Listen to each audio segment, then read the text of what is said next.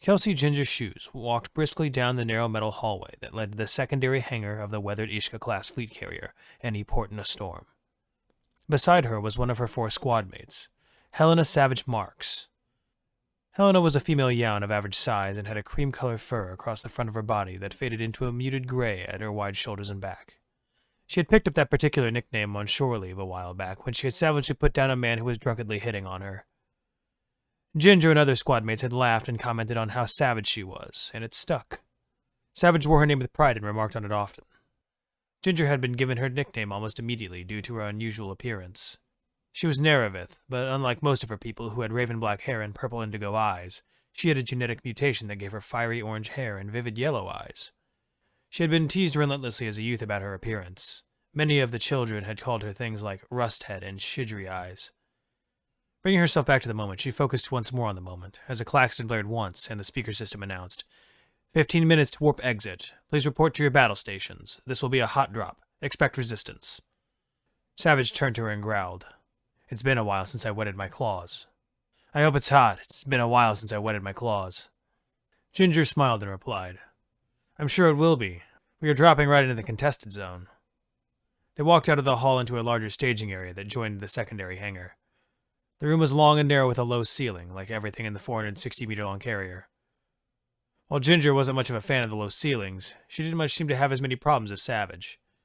She spotted another 2 of her squad mates getting geared up in their dark brown pressure suits as they entered the room. Georgina Harpy Exis and George Dunce McMahon were struggling into their flight suits as she and Savage approached them.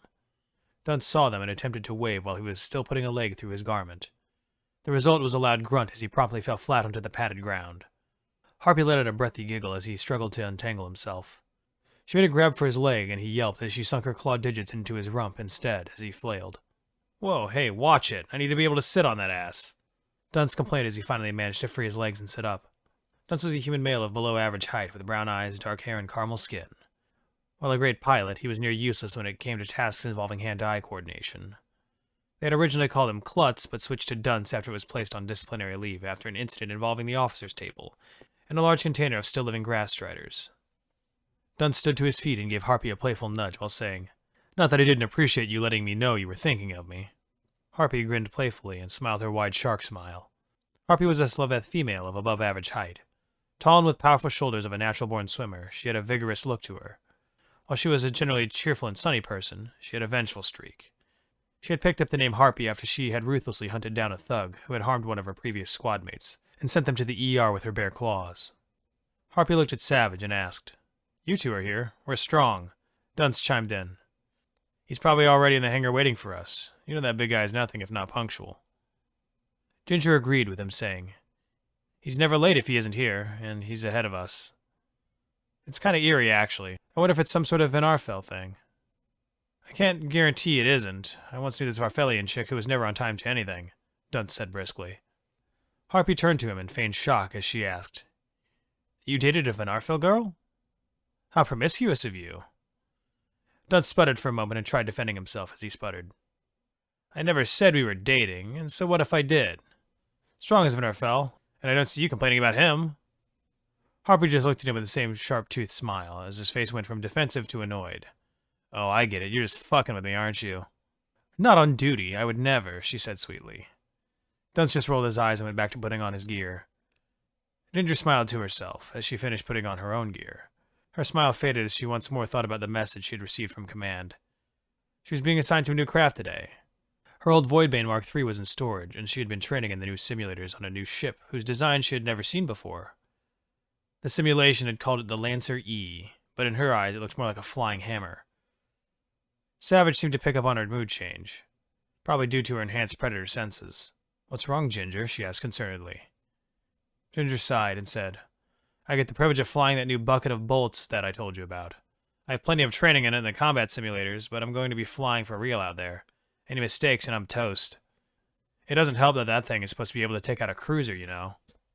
Dunce poked his head over in her direction as he grabbed his helmet from the locker. What takes out cruisers? He asked. My new craft, she said flatly, as they made their way into the hangar. They walked down the various rows of sheltered alcoves that held the various fighter wings of the Antiport. Whoa, I knew you were getting a new toy, but I didn't know you were getting one of the big boy toys. How in Luck's name does a fighter disable a cruiser? He asked her. She passed her long fingers over her horns as she tried to settle her insides. The Lancer was essentially a series of medium laser arrays rigged together through various beam focusers and combining arrays to form 5 lasers into one.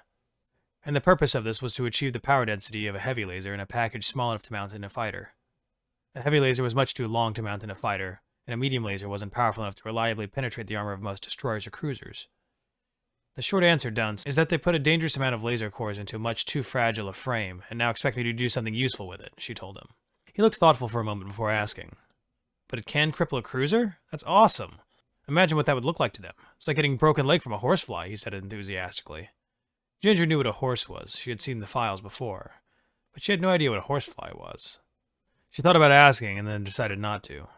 Every time she asked Dunce about something from that hellhole he called a homeworld, she ended up having nightmares. Instead, she contented herself, saying, "Yes, if it works, if I can fly it effectively, if I don't get blown to pieces by anti-fighter missiles. I flew it in simulations. It's fast, all right, but not very maneuverable," she grumbled. Savage said, "I'm sure you wouldn't be asked to fly it if it hadn't been exhaustively tested. They would have no reason to put you in such danger without a reliable ship." Harpy snickered and said, "That doesn't sound like the SCU at all." Ginger shot her a look as they finally reached their alcove. To the shock of nobody, Strong was there waiting for them. He was a Venderfell male, looking similar to a 6-meter-long centipede from Earth. His forward third was reared up in a slight S shape, and his upper body possessed 5 pairs of grasping arms. Strong was not really that much stronger than an average member of his people, but after the 5th time someone had remarked, "Wow, you're strong," while he was moving something heavy, he just hissed in annoyance and said, "Yes, I am, and who are you?" After that, they had taken to calling him Strong as a sort of inside joke, that he tolerated with a grim attitude. "It is good to see you have arrived in time. We should get ready for warp exit," the large man hissed.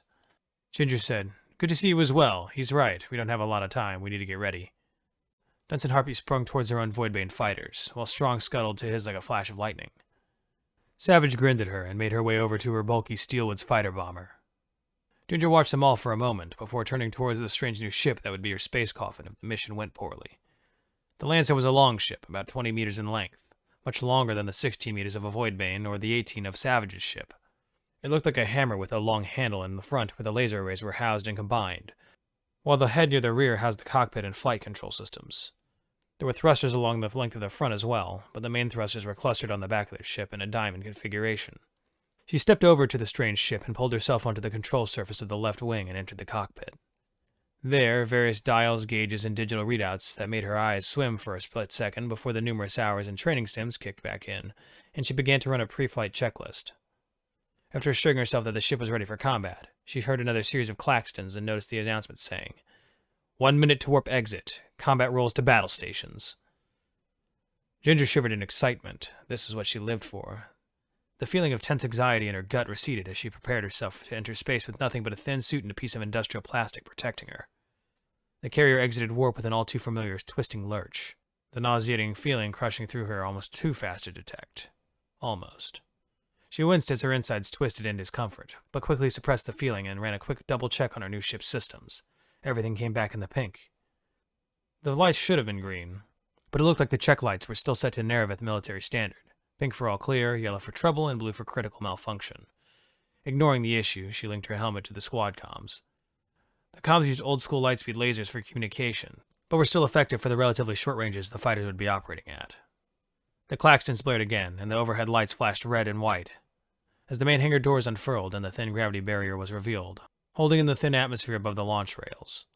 These older-style carriers still used the antiquated electromagnetic rail launch systems to offload their fighter complements instead of the new and improved gravity launch arrays.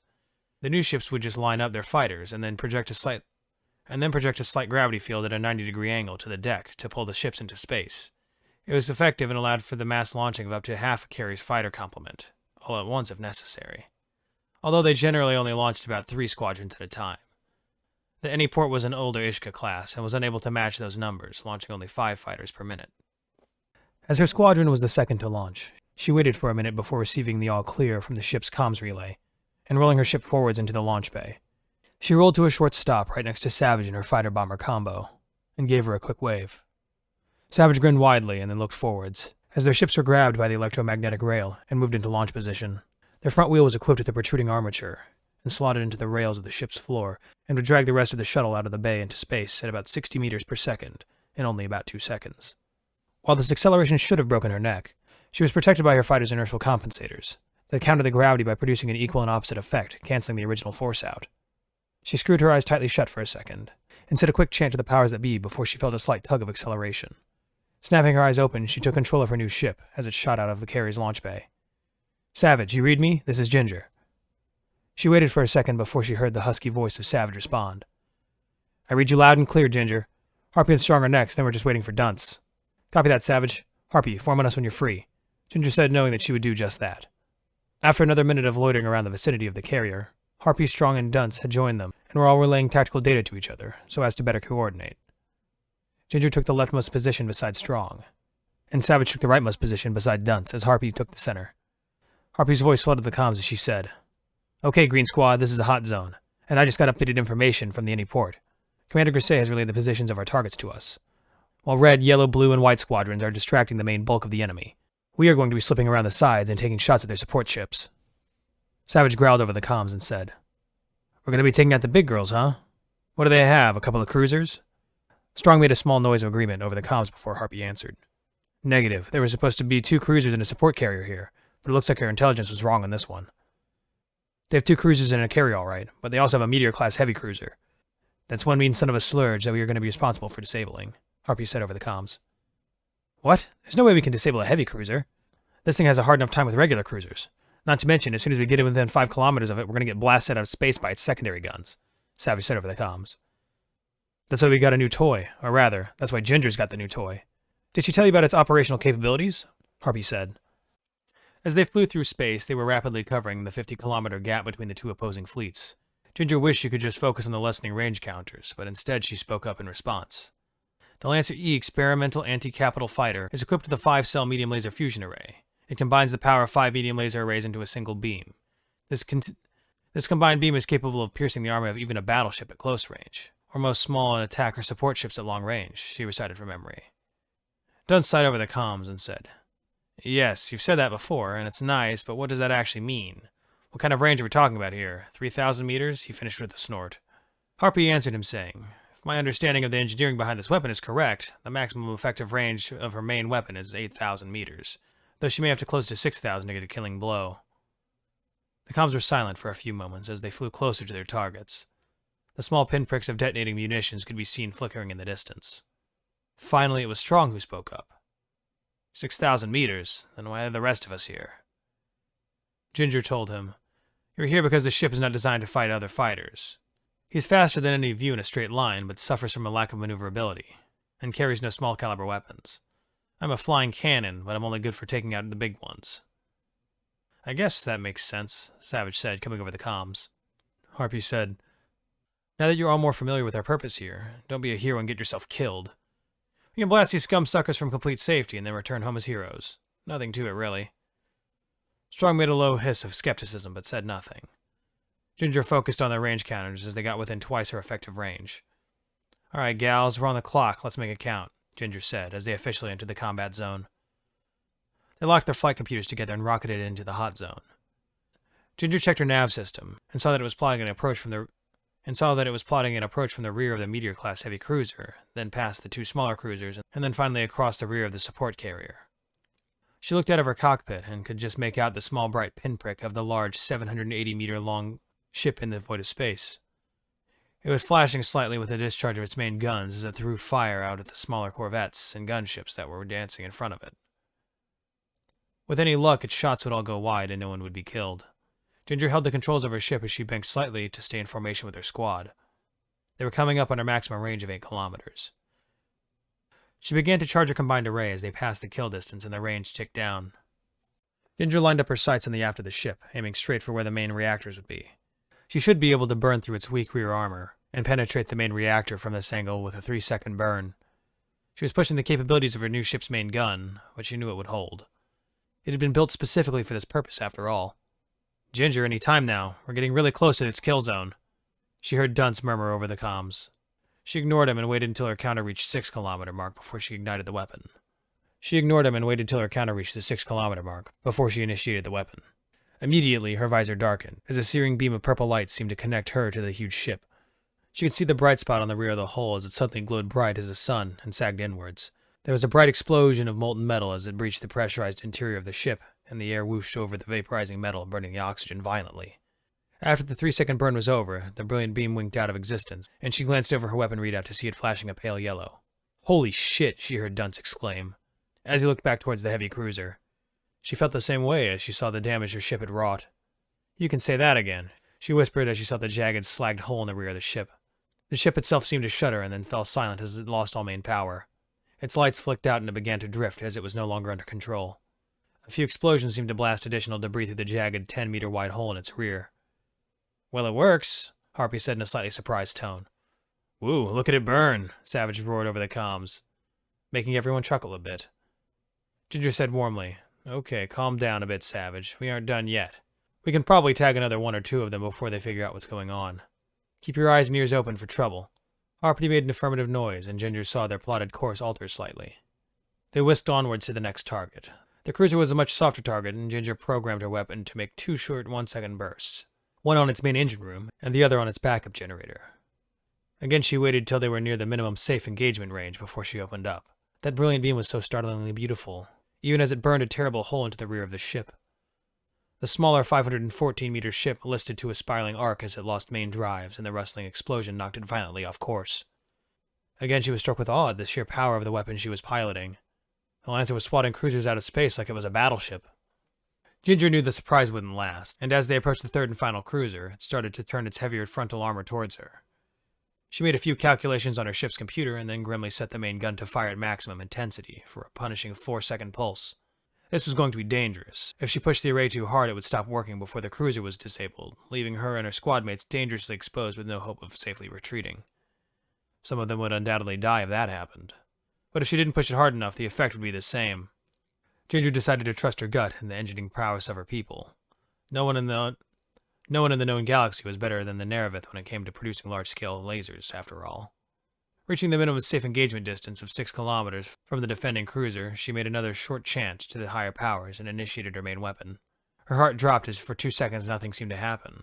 Then she blinked as the prow armor of the cruiser seemed to lose all integrity, and the deadly beam sliced into the main core of the ship. For the better part of 2 long seconds, the energy of a star was focused into a small beam that she was projecting into the enemy ship. Then, with a flash of brilliant light, something critical in the ship's core detonated. She squinted as her visor didn't darken fast enough, and the wave of light washed over her ship. The cruiser was gone, and in its place was a massive blown-out carcass, its interior supporting structure looking like a titanic ribcage of some vast creature. The lifeblood of its atmosphere burned away instantly, as chunks of debris were hurled outwards at incredible speeds. Sheltered as they were from the worst of the debris, due to the armored front of the dead ship facing them, they weathered the blast and continued onwards towards the last target. "Whoa, what in mother's name was that?" Strong hissed agitatedly. "I think I may have overdone it a bit," was Ginger's only reply. Dunce cut in and said, "You sure did. You blew the absolute fuck out of those rebels. I'd be surprised if anyone made it out of that mess." She nodded to herself numbly, and once more looked over the readouts, seeing the main gun had now turned a solid blue. She had overdone it, and now she couldn't complete her mission. They would have to retreat as the final carrier was too heavily defended to be disabled by the fighters and corvettes alone. Ginger spoke up in a solemn tone. "Harpy, I've got some bad news." Harpy immediately responded in a concerned tone. "What kind of trouble? Are you hit?" "No, nothing like that, but my weapon is dead. I must have overloaded the capacitors when I fired that last burst. It seems to have overheated the laser cores. I'm flying a dud ship here." Harpy started to respond before cutting off. She returned a moment later, saying, "Well, in that case, I have some good news for you. The rebel carrier just surrendered." It took a second for the words to sink in. Savage seemed to growl in minor frustration, and Strong hissed in surprise as she spoke up. "Wow, well, that sure is lucky, I guess. So what do we do now?" Dunce spoke up. "We head back and get wasted. Yeah, drinks on me," he exclaimed excitedly. Harpy giggled and said, "Dunce is correct. Our new orders are to return to any port and disembark. Our shuttles will be rearmed and checked over. Not that they need it. And yours seems like it's roasted. But hey, mission accomplished, right?" The plotted course changed to lead them back to the fleet carrier, and they banked away from the carnage. Ginger looked at her readouts and sighed, as she saw how close she had been to blowing herself up instead of the enemy ship. She thought about all the lives that she had just ended and wondered for the first time in her military career what the point of it all was. Dark thoughts threatened to drown her in misery, but her dark brooding was shattered by the sound of laughter. "Oh, come on, it was a perfectly reasonable joke," she heard Dunce complain. Harpy shot back. I don't agree. I'll make you pay for that one, you scaleless slurge. She gurgled at him in a disapproving way. Savage interjected and said, Don't be so hard on him, Harpy. We both know why he's on edge after all. They shared a small giggle as Dunce grumbled over the comms. Strong addressed her privately and smiled as he said, Ginger, you're quiet. I hope you're not thinking about the cruiser your weapon destroyed. She switched to the private channel and said, I was. What's the point, Strong? I just wiped out hundreds of people who were only following orders. Strong hissed in a disapproving way and said, The point is they made their choice, as did I. We all have a part to play in the grand scheme of life. It's not shameful to take life in battle. She replied, I know that, Strong. It's just that I was wondering why it even matters. It matters to me, and I know it matters to you. We are as a brood. We must look out for each other. Now cease your troubled thoughts and smile. The way I see it, we are owed a drink by Dunce. And that is cause enough to rejoice, Strong told her. She smiled in spite of her darkened mood and switched back to open comms. She smiled as she was once more immersed in the bickering of her family.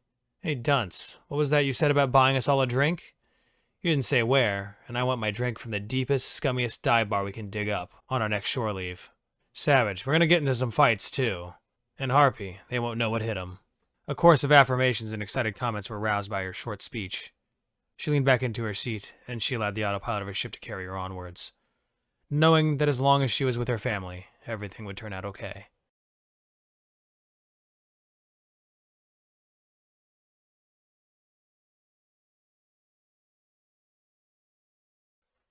Hey everybody, thanks for watching. Everything I used is in the description below. If there's a story you'd like to hear narrated, please let me know, and I'll contact the author to see if we can make that happen. Thanks again for watching. It's a dangerous world out there, so remember to look up and seek the stars.